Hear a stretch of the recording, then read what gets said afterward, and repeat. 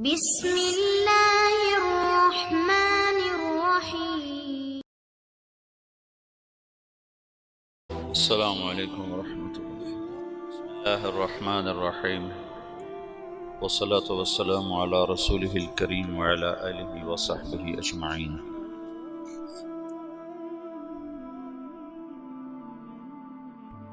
اس امت کو اللہ تعالیٰ نے دعوت الی اللہ کے لیے منتخب فرمایا۔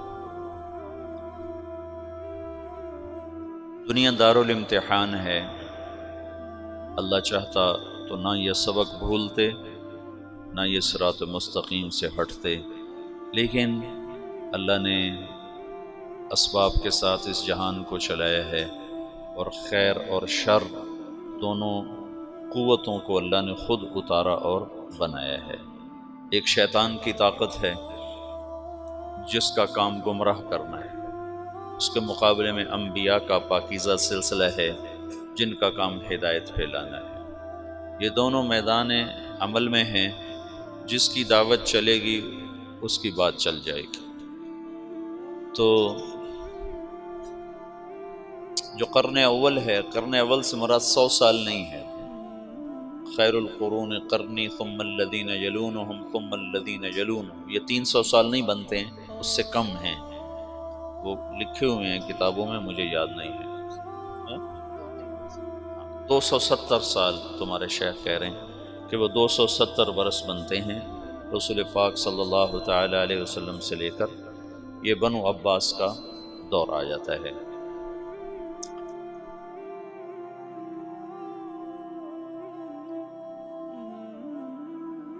اللہ چاہتے تو ایسی فضائی نہ بنتی، لیکن امتحان ہے نا، لیبلوکم ایکم احسن عملا۔ قرن اول میں آپس میں توڑ پھوڑ بھی ہوئی ہے، لیکن رنگ دعوت ہی کا غالب ہے۔ یہ جو عقبہ بن نافع رضی اللہ تعالی عنہ نے وہ الجزائر کا مغرب کا سمندر جا کر گھوڑے ڈال دیے اور پھر وہاں سے واپس ہوئے اور بسکرہ میں شہید ہوئے، یہ یزید کا زمانہ ہے۔ اس وقت یزید بن معاویہ رضی اللہ تعالی عنہ، یزید اس وقت حکمران تھا، وہ فاسق ہے، اور اس کے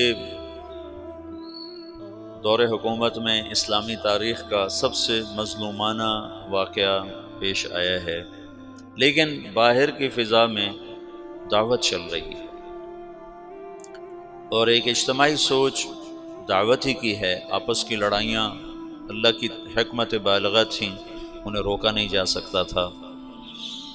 کل میں نے تمہیں جمل کا بتایا کہ صفین کی جنگ ہوئی، اس میں 70,000 آدمی، ان دونوں جنگوں میں 70,000 آدمی شہید ہوئے، 55,000 صفین میں اور 15,000 جمل میں، دونوں ملا کر 70۔ اور بعضے میں آتا ہے کہ صرف صفین میں طرفین سے 70,000 لوگ شہید ہوئے، 35,000 حضرت علی کی طرف سے اور 45,000 حضرت معاویہ رضی اللہ تعالی عنہ کی طرف سے شہید ہوئے۔ اور پھر بہرحال تقدیر کے فیصلے ہیں، بڑے بڑے نامور، بڑے بڑے نامور۔ عمار بن یاسر اسی میں شہید ہوئے، عبید اللہ بن عمر رضی اللہ تعالیٰ عنہ یہ حضرت معاویہ کی طرف سے لڑتے ہوئے شہید ہوئے ہیں، حضرت عمر کے بیٹے۔ عمار بن یاسر اللہ کے حضرت علی کی طرف سے لڑتے ہوئے شہید ہوئے ہیں۔ ذوالقلاء الحمیری رضی اللہ عنہ، یہ ایک آدمی 1000 پہ بھاری تھے، 1000 پر۔ یہ حضرت معاویہ رضی اللہ عنہ کی طرف سے لڑتے ہوئے شہید ہوئے۔ ہاشم المرقال رضی اللہ تعالی عنہ یہ حضرت علی کی طرف سے لڑتے ہوئے شہید ہوئے ہیں، یہ بھی 1000 پہ بھاری تھے۔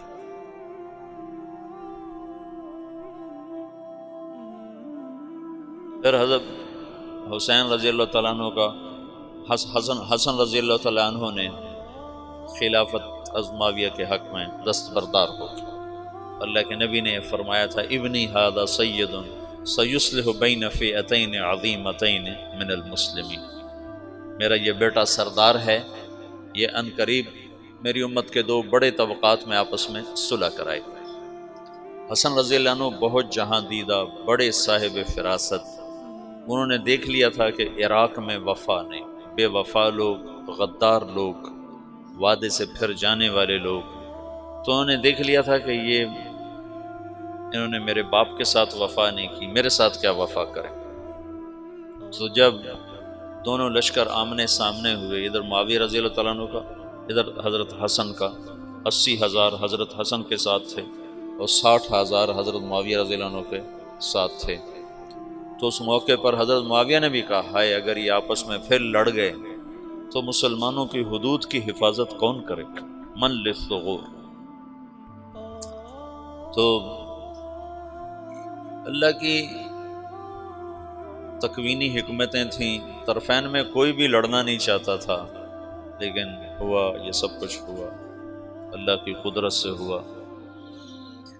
اس میں بھی ہزاروں سبق ہیں، حکمتیں ہیں، رحمتیں ہیں۔ ایک شخص نے خواب دیکھا کہ جنت میں خیمے لگے ہوئے، بڑا خوبصورت، تو وہ پوچھتا ہے یہ کن کے خیمے ہیں؟ تو فرشتہ کہتا وہ ذوالکلا حمیر اور ان کے ساتھیوں کے، جو جنگ صفین میں معاویہ رضی اللہ عنہ کی طرف شہید ہوئے، کئی ان کے۔ تو وہ پوچھتا ہے تو علی کے ساتھی کدھر ہیں؟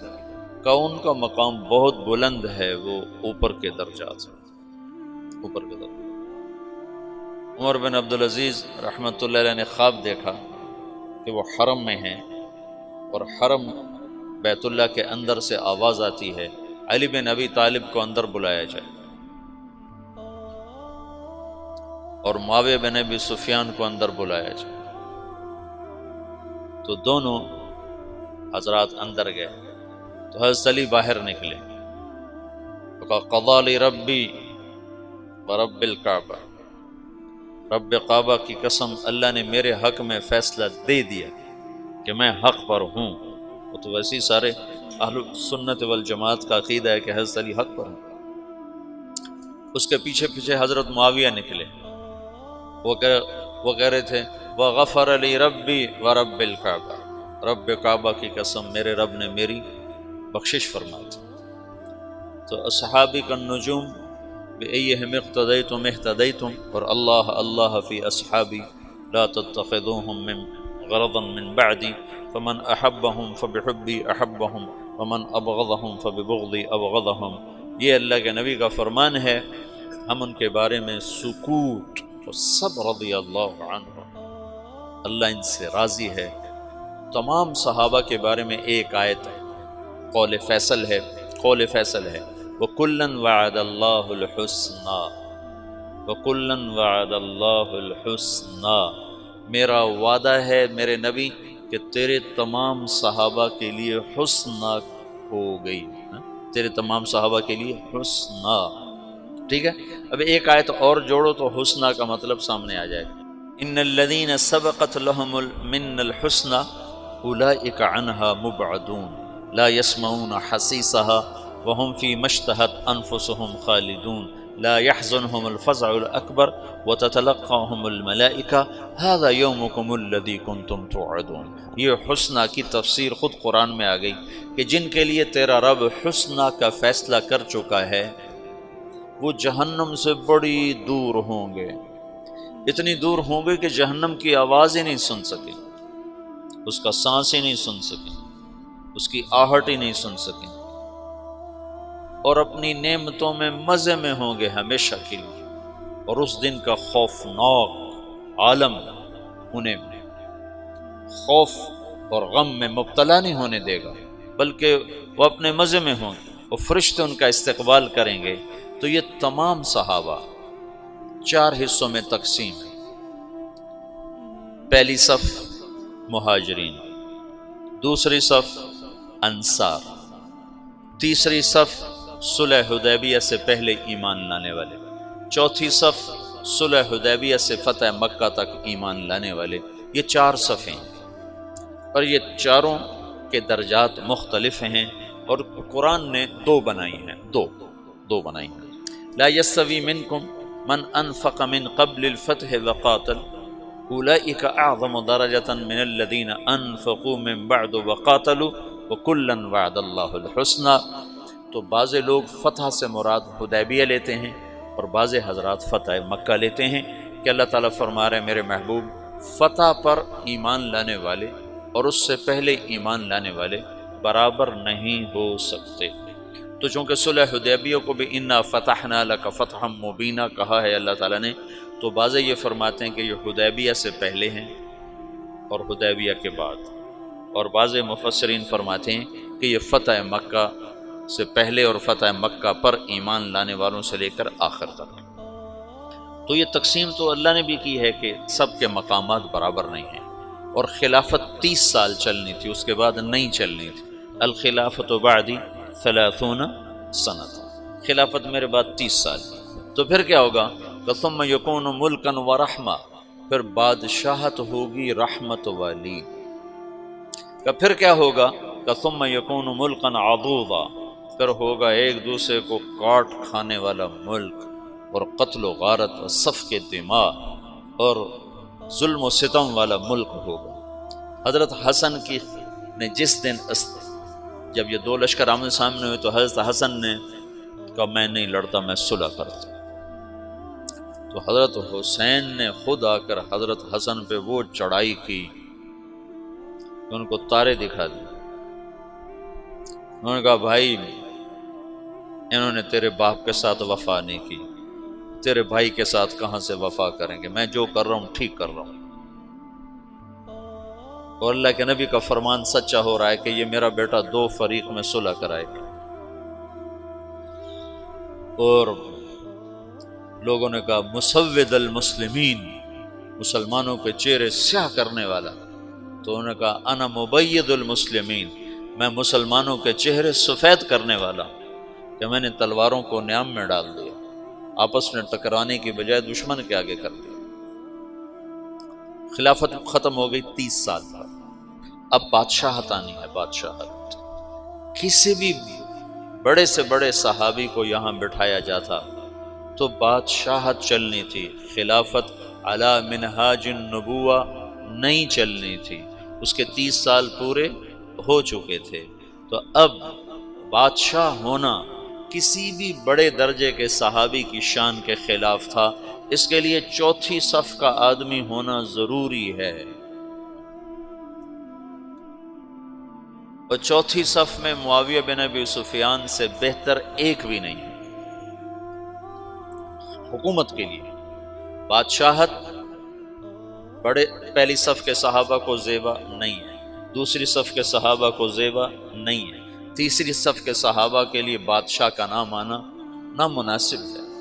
اب ملک کا جو لفظ آنا چاہیے وہ 4تھی صف کے لوگوں پر آنا چاہیے جو فتح مکہ پر ایمان لائے۔ تو معاویہ رضی اللہ عنہ فتح مکہ پر ایمان لانے والوں میں ہیں، اگرچہ کہتے ہیں کہ وہ پہلے لائے تھے لیکن چھپایا ہوا تھا، لیکن اسی اسلام کو معتبر مانا جاتا ہے جس پر اس کا اظہار ہوتا ہے، اظہار ہوتا ہے۔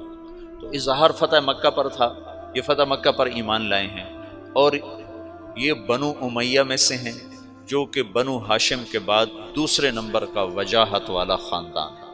پہلا نمبر عرب میں تمام قبائل انسانیت میں بنو ہاشم کا ہے۔ ان اللہ تخیر القبائل فاختار العرب ثم تخیر العرب فاختار مضر ثم تخیر مضر فاختار قریش ثم تخیر قریش فاختار ہاشم ثم تخیر ہاشم فاختارن۔ تو بنو ہاشم سب سے اعلیٰ درجے کا خاندان تھا۔ بنو ہاشم کے بعد سب سے عالی مرتبہ خاندان بنو امیہ تھا۔ بنو امیہ کے بعد بنو مخزوم تھے، بنو مخزوم۔ تو مرتبے میں بنو امیہ کے ٹکر کا آدمی کوئی نہیں، بنو ہاشم کے لیے حکومت کا فیصلہ کوئی نہیں۔ جب حضرت حسن کا انتقال ہونے لگا تو انہیں حضرت حسین کو فرمایا بھائی میں ایک بات سمجھ چکا ہوں، اللہ نے ہمیں نبوت دی ہے، اب حکومت کبھی نہیں دے گا، ہمارے خاندان میں حکومت نہیں آ سکتی، میرے بعد عراق والے تمہیں ورغلائیں گے کہ آؤ ہم تیرے ہاتھ پر بیعت کرتے ہیں، یاد رکھنا انہوں نے تیرے باپ سے غداری کی، تیرے بھائی سے غداری کی، تجھ سے بھی غداری کریں گے۔ بنو ہاشم کے 4 آدمی، 4 نہیں 3، حضرت علی، حضرت حسن اور امین الرشید، 3 آدمی خلفاء بنے ہیں صرف اسلامی تاریخ۔ بنو عباس بھی بنو ہاشم ہیں اور اس میں 35 خلفاء اوپر نیچے انہوں نے حکومت کی ہے، کبھی برائے نام کبھی حقیقت کے ساتھ۔ ان 35 میں ایک خلیفہ ایسا نہیں جس کی ماں بھی ہاشمی ہو۔ باپ تو ہاشمی ہے، یہ سارے ابو جعفر کی اولاد ہیں۔ ابو جعفر 2 واسطوں سے حضرت عبداللہ بن عباس کا یہ پڑپوتا ہے، ابو جعفر منصور، سب حضرت عباس کی اولاد ہیں، بنو ہاشم ہیں۔ لیکن ان 35 میں صرف ایک شخص ہے، امین بن ہارون بن مہدی بن ابو جعفر بن علی بن عبداللہ بن عباس۔ اس کی ماں بھی ہاشمی ہے، اس کا باپ بھی ہاشمی ہے۔ اس کی ماں زبیدہ ہے جو بنو ہاشم میں سے ہے، اور اس کا باپ ہارون ہے جو بنو ہاشم میں سے ہے۔ اس کے علاوہ جتنے خلفاء ہیں یا باندیوں کی اولاد ہیں یا اور قبائل عرب کی وہ اولاد ہے۔ اور اوپر تک جاؤ، خود عبداللہ بن عباس ان کی ماں ہاشمی نہیں ہے، ان کی ماں ہاشمی نہیں ہے۔ ام فضل الہلالیہ وہ بنو ہلال میں سے ہے، بنو ہاشم میں سے نہیں ہے۔ ہاشمی النسل طرفین، نجیب الطرفین جن کو کہا جاتا ہے، یا علی یا حسن یا امین، اور ان تینوں کی حکومت اللہ نے نہیں چلنے تھی۔ کل تمہیں بتایا تھا علی رضی اللہ عنہ داڑھی پکڑ کے کہتے تو کب رنگین ہوگی، متا تو خزب حاضر۔ حضرت حسن نے 6 مہینے کے بعد خود ہی چھوڑ دی، اور امین کو اس کے بھائی مامون نے قتل کروا دی۔ 2 سال حکومت کی اور ختم۔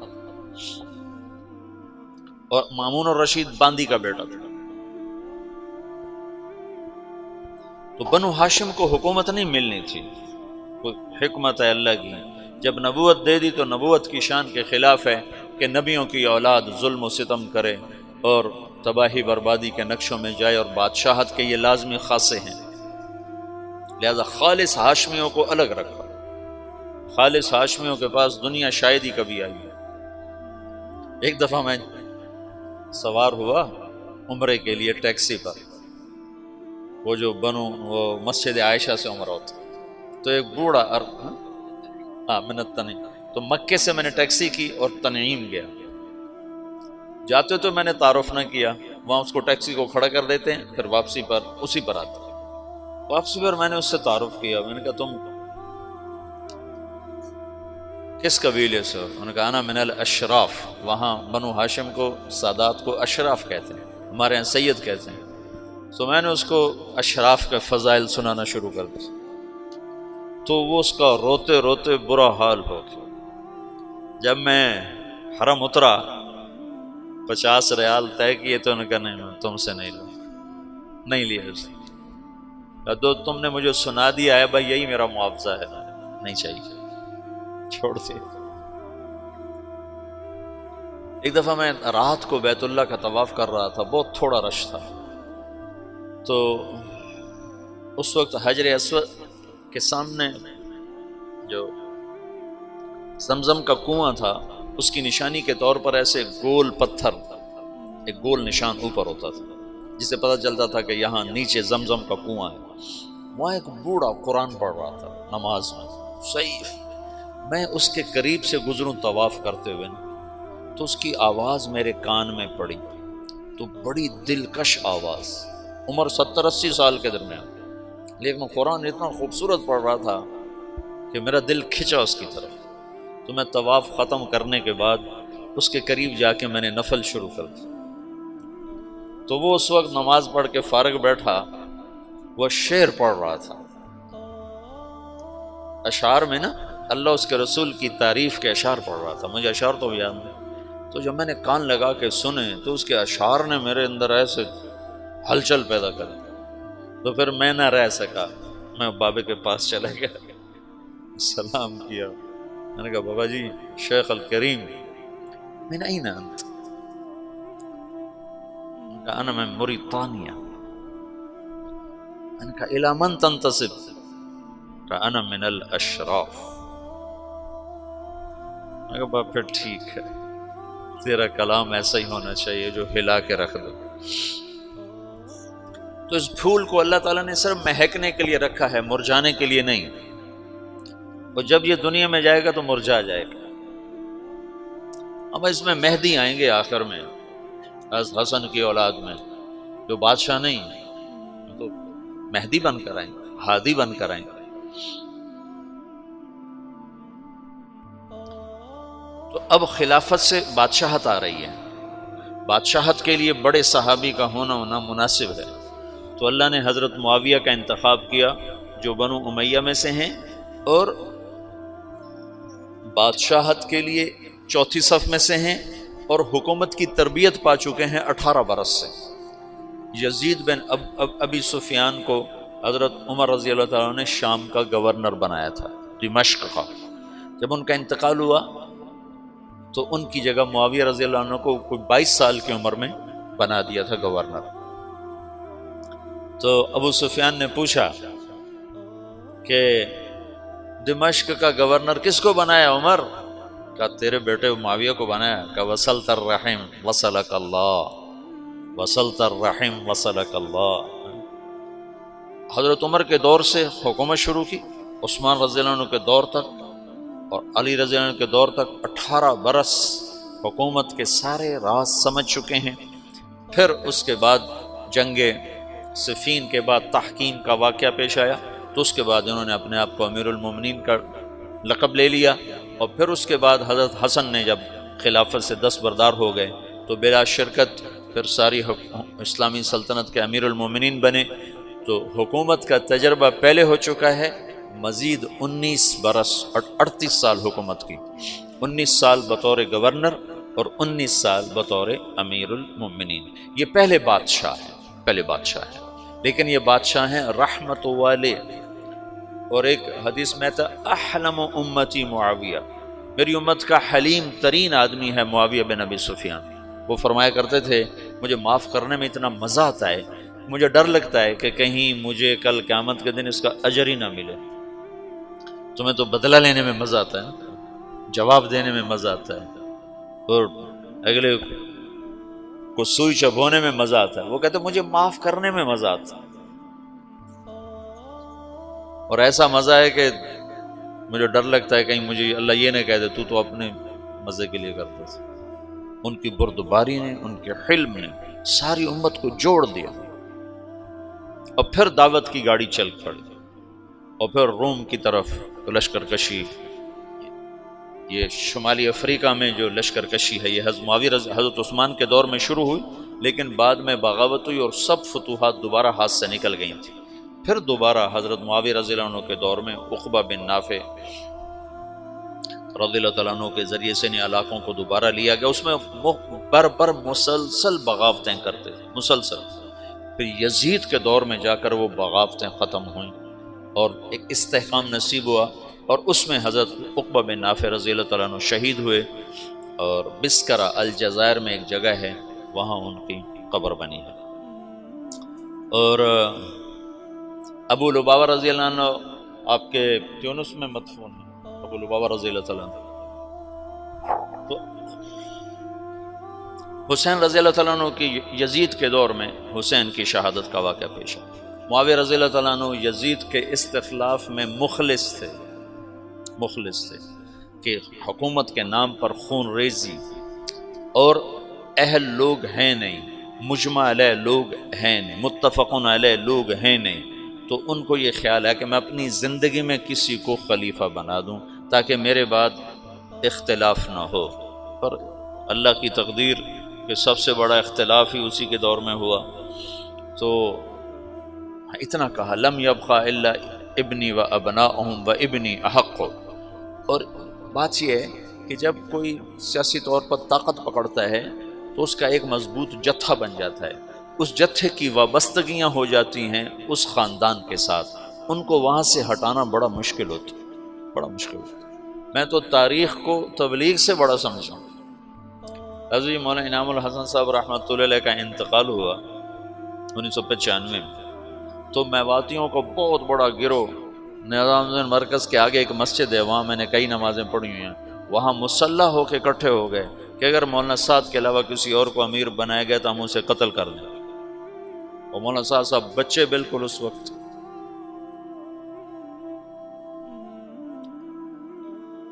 30 سال بھی عمر نہیں تھی اس وقت ان کی، تو ہمدردیاں وابستہ ہو جاتی۔ اور ایک طبقہ مولانا زبیر صاحب کا ساتھی ہو گیا کہ اگر مولانا زبیر صاحب کے علاوہ کسی اور کو امیر بنایا گیا تو ہم اس کو زندہ نہیں چھوڑیں گے۔ یہ تو مفتی زین العابدین رحمۃ اللہ علیہ کو تبلیغ والے دعا دیں، جو اس وقت ان کی صلاحیتیں کھل کر سامنے آئیں۔ وہ فتوے کے مفتی تو اتنے نہیں تھے کہ وہ بعد میں مطالعے کا موقع ہی ختم ہو گیا، شروع میں افتاء میں کام کیا تو اس سے مفتی کہلانے لگے، لیکن بعد میں تو ان کے سفر تھے، لیکن تبلیغ کا مفتی شاید ہی ماں نے ایسا جنا جس نے اتنے بڑے اختلاف کو ایسے جوڑا۔ آج کل کے یہ مفتی ہیں نا، یہ ناقل ہیں، ناقل، یہ جتنے تمہارے دارالافتاء میں بیٹھے ہوئے جن کو آپ کہتے ہو مفتی صاحب مفتی صاحب، یہ مفتی نہیں ہیں، یہ ناقل ہیں۔ یہ تو فتویٰ نقل کر کے دے دیتے ہیں، اپنی بصیرت کے ساتھ معاملات کو سلجھانے والے کو مفتی کہتے ہیں۔ مولانا سعید خان صاحب کہتے تھے، 98 میں انتقال ہوا، اس وقت کہتے تھے پاکستان میں 2.5 مفتی ہیں، مفتی احمد علی سن رہے ہو؟ کہتے تھے پاکستان میں 2.5 مفتی ہیں، 2 پورے ہیں، 1 آدھا ہے۔ میں نے کہا جی کون ہے؟ کہ بتاؤں گا نہیں، بتاؤں گا۔ مفتی اس کو نہیں کہتے جو بدائے ثنائے سے فتویٰ نقل کر کے دے دے، اور عالمگیری سے اور تمہاری وہ کیا ہے در مختار سے یا ان کتابوں سے تمہیں فتویٰ نقل کر کے دے دے۔ یہ تو ناقلین ہیں۔ اب تو یہ بے وقوف 1 سال تخصص میں کرنے کے بعد خود اپنا نام کے ساتھ مفتی لکھتا ہے، مفتی طارق جمیل۔ الو کو عبارت پڑھنی نہیں آتی اور خود اپنے نام کے ساتھ مفتی لکھواتا ہے۔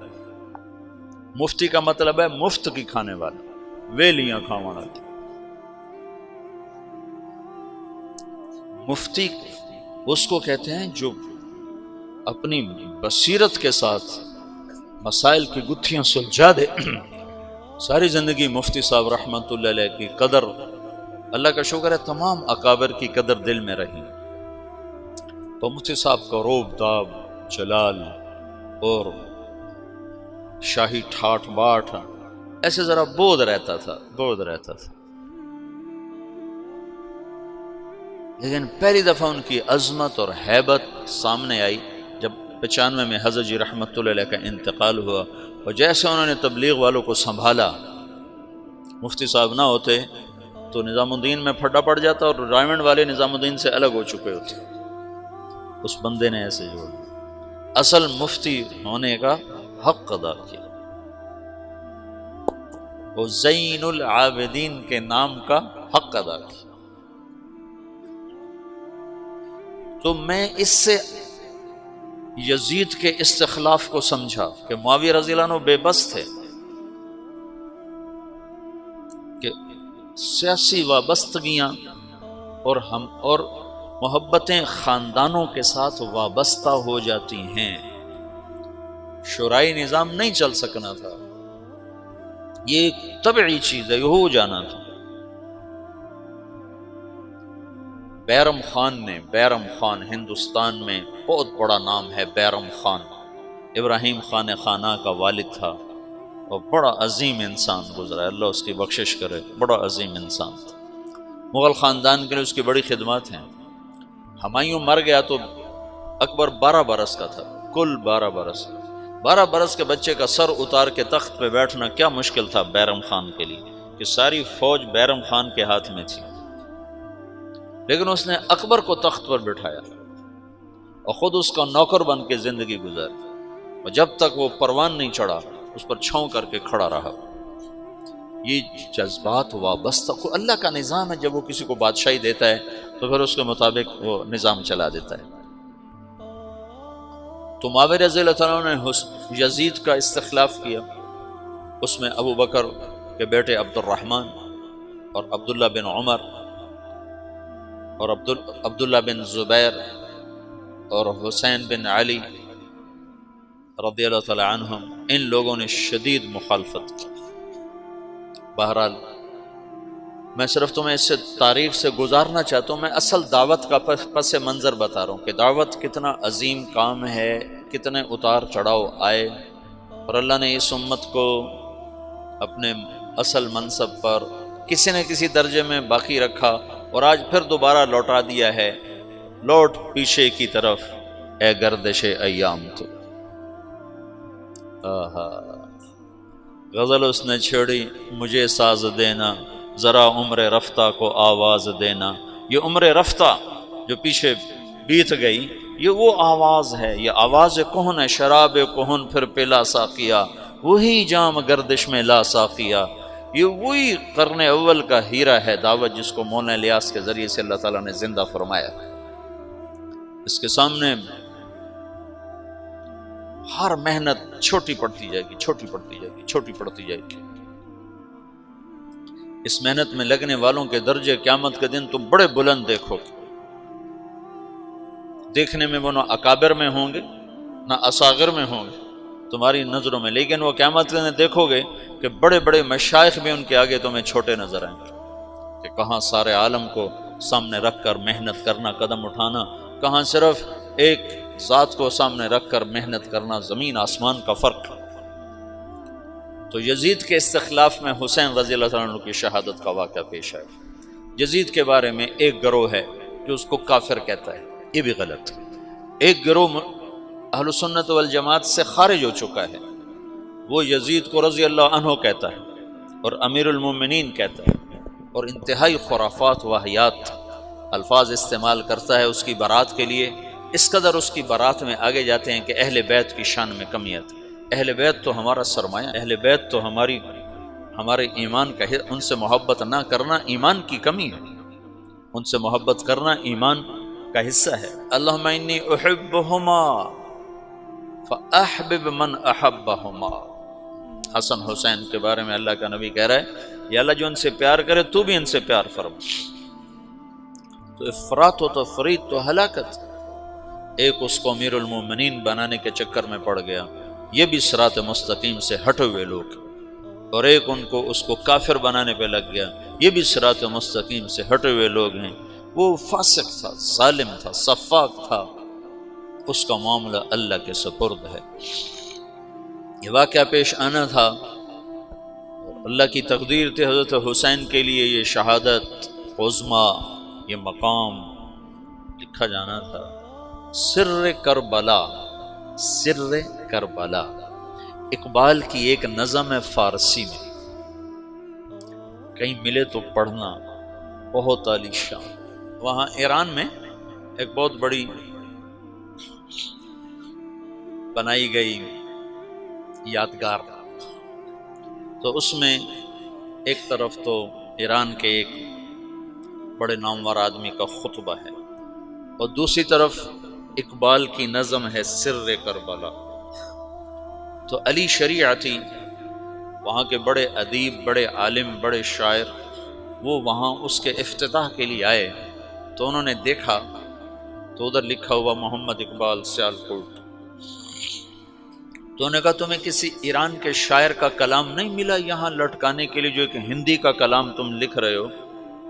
تو وہاں کی مجلس شورا نے کہا کوئی کلام اس کی ٹکر کا لا کے دکھا دو تو اس کو اتار کے اس کا لگا دیں، کوئی کلام لا کے دکھا دیں۔ سر کربلا تو 35-36 اشعار ہیں، کمال۔ تو اہل بیت کے لیے ایک منقبت، ایک فضیلت، ایک شہادت، ایک اللہ کی طرف سے مقدر تھا، اس نے ہونا تھا، وہ ہو گیا، لیکن میں دراڑ پڑ گئی۔ پھر بنو امیہ کے خلاف ایک نظام چلا اندر ہی اندر، لیکن اللہ نے اہل بیت کو اس میں سے نکال دیا۔ لوگوں نے محمد بن حنفیہ کے ہاتھ پر بیعت فرمائی، جو حضرت علی کی دوسری بیگم سے اولاد ہیں، حضرت فاطمہ کی اولاد نہیں ہے۔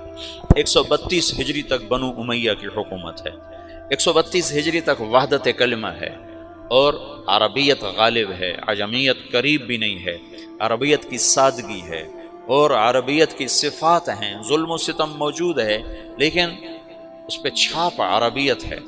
132 ہجری میں پہلی دفعہ وحدت کلمہ ٹوٹ کے پھر ٹوٹ گئی، ٹوٹتی تو کئی دفعہ رہی لیکن جڑ جاتی تھی۔ پہلا حکمران بنو امیہ کا مروان، اور آخری بھی مروان الحمار، بڑا صفات والا آدمی۔ حمار کہتے تھے جفا کشی کی وجہ سے، اگر اس کو تھوڑی سی سنبھلی ہوئی سلطنت ملتی تو شاید وہ اور کئی سو سال بنو امیہ کے جھنڈے گاڑ دیتا، اور مردے کو ہاتھ میں لے کر کون زندہ کر سکتا ہے؟ اس وقت بنو امیہ مر چکے تھے، ہشام کے بعد زوال شروع ہو گیا تھا۔ تو 132 ہجری میں بنو عباس حکمران آ گئے، اور عبداللہ الصفاح یہ پہلا خلیفہ بنا۔ تو جب خطبے کے لیے کھڑا ہوا نا تو اس کے ہاتھ سے ڈنڈا گر گیا، عصا، تو اس کا رنگ فق ہو گیا۔ اس نے اس سے فال لی کہ یہ تو ہمارا امر، ہماری حکومت شاید نہیں چل سکے گی، کہ ہاتھ سے عصا گر گیا۔ تو ایک بدو کھڑا ہوا، اس نے کہا مسافر منزل پر پہنچنے کے بعد اپنے عصا کو رکھ دیا کرتا ہے۔ اس نے فوراً اس کی فال کو ادھر بدل دیا، انہوں نے کہا مسافر منزل پہ پہنچنے کے بعد اپنے عصا کو رکھ دیا کرتا ہے۔ تو صفاح نے اس کو، صفاح کہتے بھی اس نے، صفاح خون بہانے والا، اس کا سالار تھا ابو مسلم خراسانی۔ حجاج نے 1,25,000 آدمی قتل کیے اور بنو امیہ کا تخت بچھایا، اور ابو مسلم خراسانی نے 7 لاکھ افراد قتل کیے اور بنو عباس کا تخت بچھایا۔ اور 5 سال کے بعد پہلا توڑ ہوا کہ اندلس کی حکومت الگ ہو گئی۔ اندلس میں ایک لڑکا نوجوان عبد الرحمن بن معاویہ بن ولید بن یزید بن عبد الملک بن مروان، یہ 20 برس کی عمر میں دھکے کھاتا یہ پہلے افریقہ میں پھرتا رہا، اندلس، الجزائر، مراکش سب بنو امیہ تھے، پھر یہ دریا پار کیا، سمندر پار کیا اور اندلس پہنچ گیا۔ وہاں اس کو بنو امیہ کے کچھ خیر خواہ مل گئے تو اس نے وہاں حکومت کی داغ بیڑ ڈالی، 600 آدمیوں کے ساتھ 20,000 کے لشکر کو شکست دی۔ بہت خوبصورت آدمی تھا، بڑا جواں مرد، بڑا جواں ہمت، بڑا عالی حوصلہ۔ جب وہ وہاں پہنچا تو اس کو ایک خوبصورت لڑکی پیش کی گئی، جاریہ، کنیز۔ کہنے لگا اس میں مشغول ہوتا ہوں تو اپنے مقصد کو بھولتا ہوں، اور مقصد میں لگتا ہوں تو اس کا حق ادا نہیں کر پاتا، تو میں اپنے مقصد پہ ہر شے قربان کر سکتا ہوں، مقصد کو نہیں قربان کر سکتا۔ جب اللہ مجھے میرا کھویا ہوا مقام دے دے گا تو ایسی باندیاں اور بہت مل جائیں گی۔ تو اس نے اس کو نہیں قبول کیا، تو صرف 600 کے ساتھ 20,000 کے لشکر کو شکست دے کر بنو امیہ کی داغ بیل ڈالی، اور پھر 350 سال بنو امیہ نے اندلس پر حکومت کی بڑی شان و شوکت کے ساتھ۔ پھر اس کو ختم کیا ابو عامر، ایک یمنی نوجوان تھا۔ وہ مردے کو مارنا کون سا مشکل کام ہوتا ہے، ہر حکومت ایک حد تک چلتی ہے پھر زوال کا شکار ہوتی ہے۔ تو امت 2 حصوں میں تقسیم ہوئی 137 ہجری میں جب بنو امیہ الگ ہو۔ پھر اس کے بعد 232 ہجری میں جا کر متوکل قتل ہوا اور اس کا بیٹا متنصر حاکم بنا، تو ترکوں کا غلبہ ہو گیا، ترک غالب آئے۔ ترکوں نے عباسی خلفاء کو کھلونا بنایا، اور 3 صدی میں اسماعیلیہ کی تحریک چلی، اور انہوں نے مشرقی اپنا شمالی افریقہ جو بلاد عرب جہاں علم تھوڑا تھا، بربر تھے اور علم کی کمی تھی، وہاں اسماعیلی شیعہ کے دعات پہنچے اور انہوں نے وہاں اسماعیلی سلطنت کے لیے فضا مہیا کی، اور پھر وہاں المہدیہ پہلا شہر بسایا۔ وہ میں پہلے سمجھتا تھا الجزائر میں ہے، رات تمہارے شیخ نے بتایا کہ وہ تونس میں ہے، الجزائر قریب من الجزائر، ہاں ہاں، لاہور البار۔ انہوں نے المہدیہ کو دارالحکومت بنایا، پھر اس کا سردار تھا جوہر، اس نے مصر فتح کیا، اس کے بعد پھر یہ اسماعیلی سلطنت منتقل ہو گئی مصر میں، تو اسلامی سلطنت 3 حصوں میں تقسیم ہو گئی، ایک بنو عباس، ایک اسماعیلی شیعہ اور ایک بنو امیہ، اس طرح یہ ٹکڑوں میں تقسیم ہو گئے۔ پھر اس کے بعد مراکش الگ ہو گیا، وہاں حکومت قائم ہو گئی موحدین کی، پھر مرابطین کی، پھر اس طرح وہ آگے تقسیم در تقسیم چلتے چلے گئے۔ پھر بنو عباس 232 سے 334 تک ترکوں کا غلبہ ہے اور کٹھ پتلی ہیں، پھر 334 سے لے کر 446 تک خالص شیعہ حکمران قابض ہو گئے اور بنو عباس پر شیعہ غالب آ گئے۔ تو یہ 334 سے 446 تک ادھر اس ناصری شیعہ حکمران ہیں، اور ادھر مصر اور شام کے بہت سے علاقے اور سارا شمالی افریقہ اور حجاز کا بہت سا علاقہ، بلکہ خود حرمین شریفین یہ اسماعیلی شیعہ کے قبضے میں ہیں، پوری اسلامی سلطنت شیعوں کے قبضے میں۔ 416 ہجری میں سلطان محمود غزنوی کا انتقال ہوا ہے، اس نے 5ویں صدی کے آخر میں ہندوستان پہ حملے کیے اور یہاں راہ ہموار کی۔ پھر شہاب الدین غوری نے یہاں اسلامی سلطنت کی بنیاد رکھی۔ یہ ایک سلطنت مضبوط تھی اہل السنہ والجماعہ کی، جو خاندان غلامہ کہلاتی ہے۔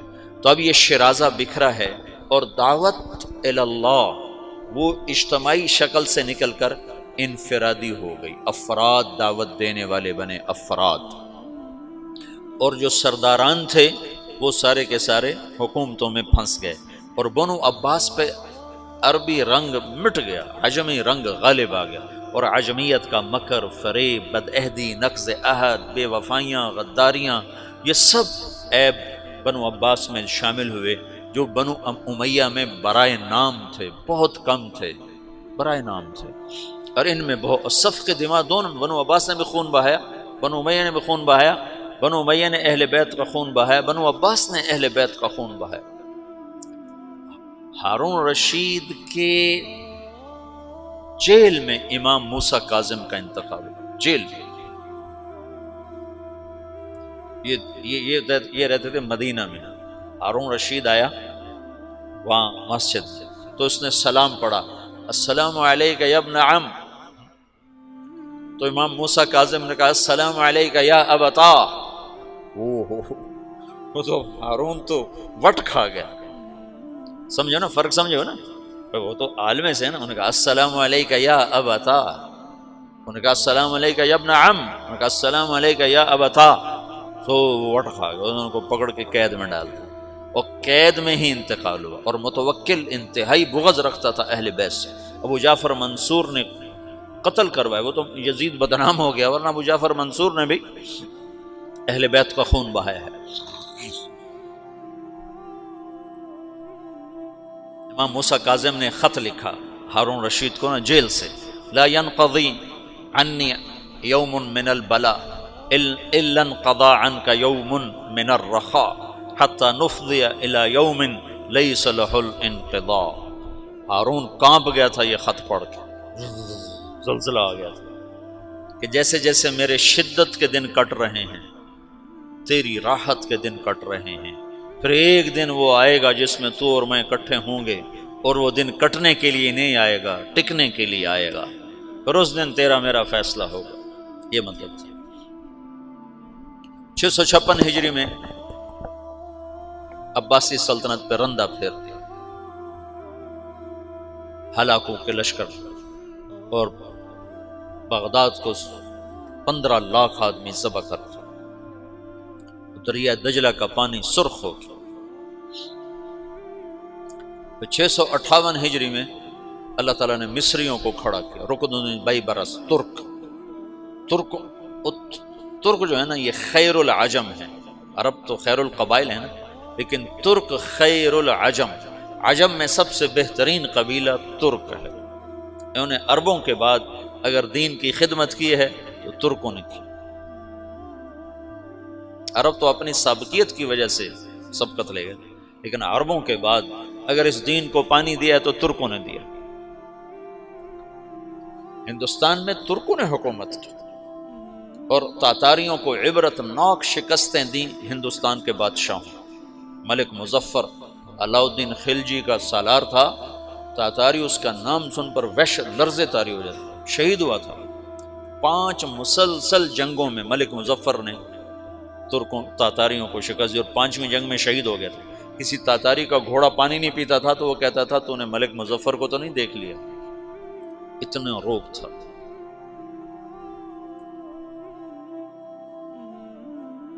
اور محمد تغلق کا غیاث الدین بلبن کا بیٹا محمد، یہ ملتان کا حاکم تھا، یہ بھی تاتاریوں کے ساتھ جنگ میں شہید ہوا تھا، لیکن اس کا بھی ایسا روب چھایا تھا تاتاریوں پر کہ کئی سال تک اس کی دہشت ان پر طاری رہی تھی۔ تو ایک ہندوستان خطہ ہے جس میں چنگیزیوں کو مسلمانوں نے مار کے بھگایا، اور وہ سب اتراک تھے۔ یہ غلاموں غیاث الدین بلبن جو تھا نا، غیاث الدین بلبن، یہ التمش کے سامنے پیش ہوا، غلام خریدے جا رہے تھے تو 20 غلاموں کی کھیپ آئی، تو التمش نے 19 خرید لیے، اس کو رد کر دیا۔ یہ قد کا چھوٹا اور رنگ کا ایسا ہی تھا، ماٹھا۔ ترک تو خوبصورت ہوتے ہیں۔ تو غیاث الدین بلبن نے کہا التمش سے، ان کو کس لیے خریدا ہے؟ تو التمش نے کہا اپنے لیے۔ تو اس نے کہا مجھے اللہ کے لیے خرید لو۔ تو التمش کو یہ بات بڑی پسند ہے، انہوں نے کہا ہاں بھائی اس کو بھی خرید لو۔ وہی جو زبردستی خریدا تھا وہ چند سال کے بعد غیاث الدین بلبن کے نام سے پورے ہندوستان کا بادشاہ بنا۔ بڑی ہیبت سے حکومت کی، بڑے انصاف و عدل کے ساتھ حکومت کی۔ تو اسلامی سلطنت کا شیرازہ ایسے بکھر گیا، تو اس میں سے جو دعوت تھی وہ نکل گئی۔ ہاں، چونکہ دین کو قیامت تک باقی رکھنا تھا تو افراد آتے رہے، افراد آتے رہے۔ پھر اللہ تبارک و تعالیٰ نے رخ بدلا اور ترکوں کو جو 446 میں آ کر شیعوں کی حکومت کو ختم کیا تغرل بیگ سلجوکی نے۔ سلجوک مسلمان ہوئے تھے محمود غزنوی کے دور میں، سلجوک ان کے بڑے کا نام تھا۔ تو ایک دفعہ محمود غزنوی نے سلجوک سے پوچھا اگر مجھے تیری مدد کی ضرورت ہو تو کتنے آدمی پیش کر سکتے ہو؟ تو اس نے ایک تیر دیا، کہا یہ ایک تیر ہے میرا، کسی کو یہ تیر بھیج کر میرے علاقے میں بھیج دو تو چند گھنٹوں میں 1,00,000 تلواریں تیرا پیرا دینے کے لیے تیار ہوں، میرے پاس اتنی طاقت ہے۔ تو یہ سلجوک کی نسل میں تھا تغرل بیگ۔ اللہ تعالیٰ نے جب عرب زوال کا شکار ہو گئے اور ضعف کا شکار ہو گئے، جیسے بڑھاپے کا کوئی علاج نہیں، جب قوموں پہ زوال آتا ہے تو اس کا بھی کوئی علاج نہیں، پھر اور قوم کو جگہ ملتی ہے۔ جیسے بڑھاپا ایک فرد پہ آتا ہے، ایسے بڑھاپا قوم پہ آتا ہے۔ قوم کا بڑھاپا جوانی میں نہیں لوٹ سکتا، جیسے فرد کا بڑھاپا جوانی کی طرف نہیں لوٹ سکتا، قوم کا بڑھاپا جوانی کی طرف نہیں لوٹ سکتا، کوئی علاج نہیں، نئی نسل کا آنا ہی علاج ہے۔ تو عرب دھل چکے تھے، 600 سال بہت ہوتے ہیں حکومت کو، اپنی صفات گم کر چکے تھے، اب نئے خون کی ضرورت تھی۔ تغرل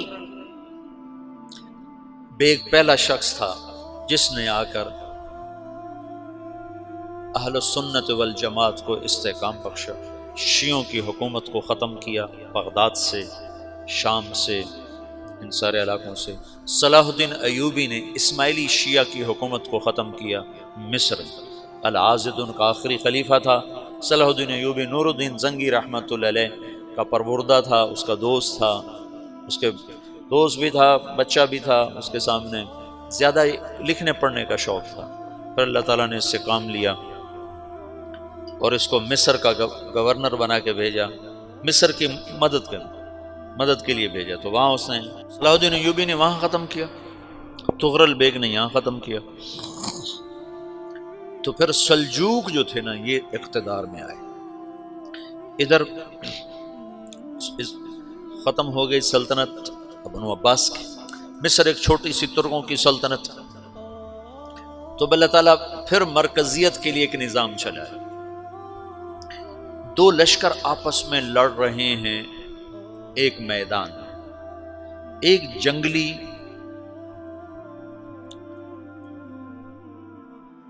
بدوؤں کا قافلہ، جنگل کے لوگ اپنے قبیلے کو لے کر، ایک جنگلی قبیلہ اپنے سردار کے ساتھ نقل مکانی کر رہا ہے ایک جگہ سے دوسری جگہ۔ اللہ کا نظام کہ یہ لوگ چلتے چلتے چلتے اس وادی میں پہنچ گئے جہاں جنگ ہو رہی ہے، دو لشکر آپس میں لڑ رہے ہیں۔ جب یہ وہاں پہنچتے ہیں تو ایک لشکر کے قدم اکھڑ رہے ہیں اور دوسرا غالب آ رہا ہے۔ ان کو نہیں پتا شکست کھانے والے کون ہیں اور فتح پانے والے کون ہیں، ان کو نہیں پتا۔ اس جنگلی قبیلے کے سردار کا نام بھی تغرل ہے، تغرل۔ تو یہ سردار کہتا ہے جو شکست کھا رہے ہیں ان کی مدد کرو، کچھ پتہ نہیں کون ہے، کہتا جو شکست کھا رہے ہیں ان کی مدد کرو۔ تو 400 وحشی جنگلیوں نے فاتح لشکر کے پیچھے حملہ کر دیا۔ وہ تو ایک کافی ہوتا تھا، 400 دوڑ دوڑ جب تلواریں پڑیں تو چند لمحوں میں نقشہ بدل گیا، بھاگنے والے جم گئے اور جمنے والے بھاگ پڑے۔ جب جنگ ختم ہوئی تو شکست خوردہ لشکر کے بادشاہ نے ان کو بلایا، اسے پوچھتا ہے مجھے جانتے ہو میں کون ہوں؟ کہا نہیں۔ کہا تو تم نے میری مدد کیوں کی؟ کہا انسانی ہمدردی کی وجہ سے، تمہیں شکست ہو رہی تھی اس لیے تمہاری مدد کی۔ پھر اس نے اپنا تعارف کرایا، میں ہوں سلیمان سلجوقی، ترکی کا بادشاہ۔ مسلمانوں کا لشکر تھا اور تاتاریوں سے شکست کھا رہا تھا، تاتاری فتح پا رہے تھے، مسلمان شکست کھا رہے تھے۔ تو وہ اللہ کی غیبی مدد بن کر آئے۔ تو وہ اس سے کہتا ہے میرے ساتھ رہنا پسند کرو گے؟ تم نے میرے اوپر احسان کیا ہے، میں اس کا بدلہ دینا چاہتا ہوں، میرے ساتھ رہنا پسند کرو گے؟ کہنے کا کر لوں گا۔ تو اس کو لے کر ترکی آیا، اور استنبول اس وقت روم کی حکومت میں تھا، اسے فتح کیا اس تغرل کے آگے چوتھے پانچویں پڑپوتے محمد فاتح نے۔ تو یہ استنبول ہے، یہ ترکی ہے، بیچ میں ایک چھوٹا سمندر ہے، یہاں ایک جاگیر ہے۔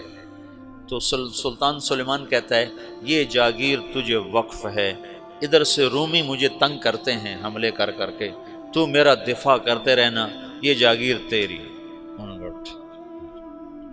اس جاگیر پہ اس نے اپنے قافلے کو آباد کر دیا، اپنے قبیلے کو، اور ایک چھوٹی سی حکومت بنا لی، جو ایک صوبہ سمجھو سلمان سلجوقی کا، وہ ایک چھوٹا سا صوبہ ہے۔ وہاں جب یہ رہ پڑا تو پھر یہ ایک شیخ کے بیت ہوتا ہے، وہاں شیخ طریقت ہے، ان کے یہ بیت ہونے جاتا ہے، وہ اس کو رات اپنے پاس ٹھہراتا ہے، تو ایک کمرے میں ان کا خادم ٹھہراتا ہے۔ یہ جب کمرے میں جاتا ہے تو سامنے دیوار میں تاکچے پر قرآن پڑا ہوا ہے، تو یہ تغرل بیگ کہتا ہے یہ کیا ہے، یہ کیا ہے؟ تو وہ خادم کہتا ہے یہ کتاب اللہ ہے، قرآن ہے۔ اچھا، وہ اس کو وہاں چھوڑ کے باہر چلا جاتا ہے۔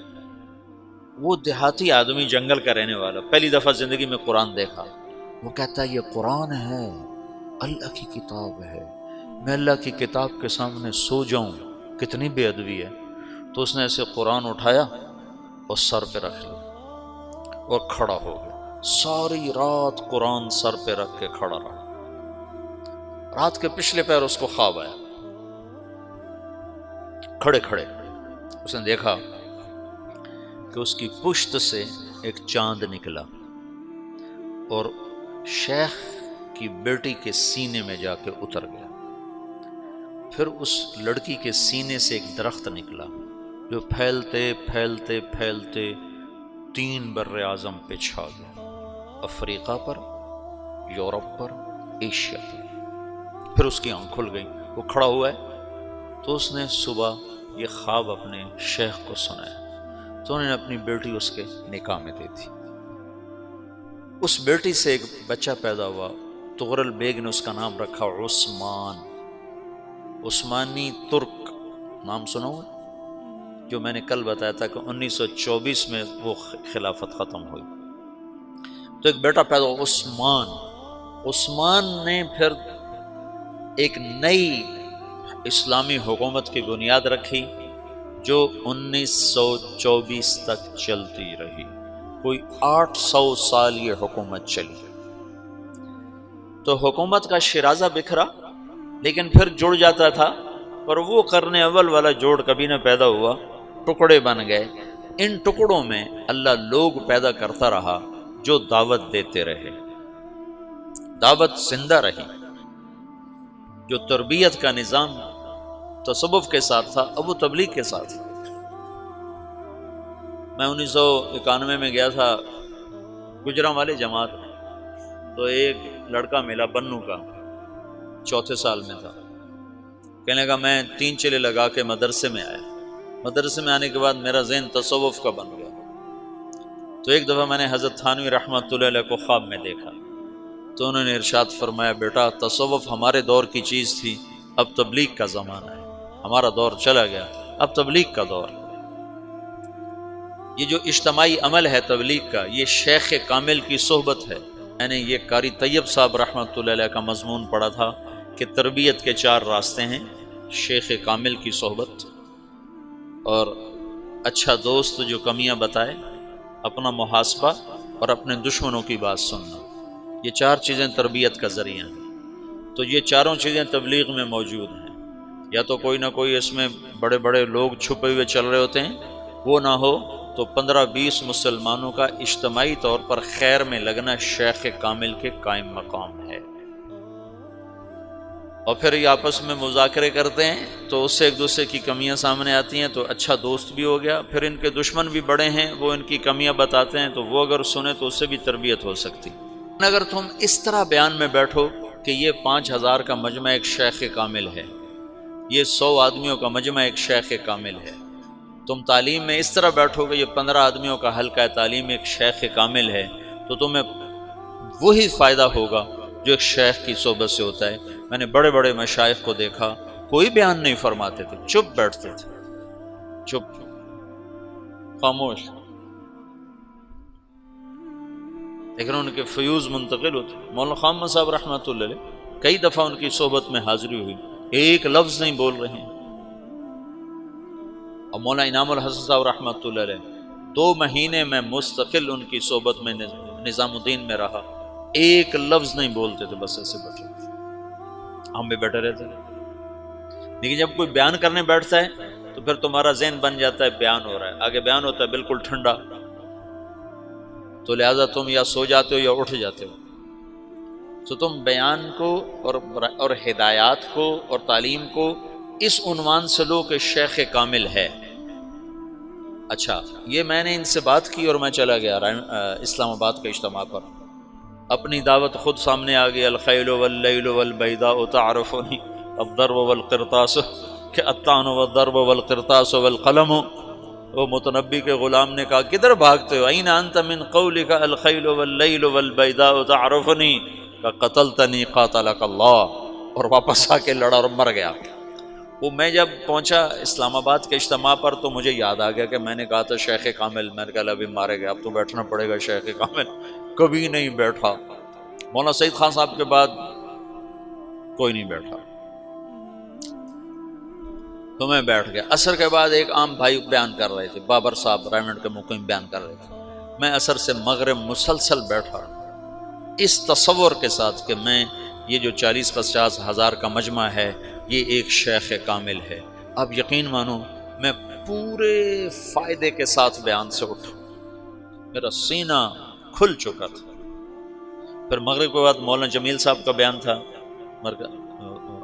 امام جو ہیں، ان کا بیان بالکل سیدھا سادہ پنجابی لہجے میں اردو بول رہے تھے، لیکن میں 1 گھنٹہ بیٹھا، پورا استفادہ ہوا، پھر ظہر کے بعد میرا معمول سو جانے کا ہے، میں ظہر کے بعد جاگتا ہوں، سو جاتا ہوں، لیکن ظہر کے بعد مولوی فہیم صاحب کا بیان تھا 2.25 گھنٹے، 2.25 گھنٹے میں اس کو اگر بطور بیان بیٹھتا تو میں 2.25 منٹ بھی نہ بیٹھ سکتا، میں 2.25 گھنٹے ایسے بیٹھا رہا اس تصور میں کہ میں ایک شیخ کامل کی صحبت میں ہوں۔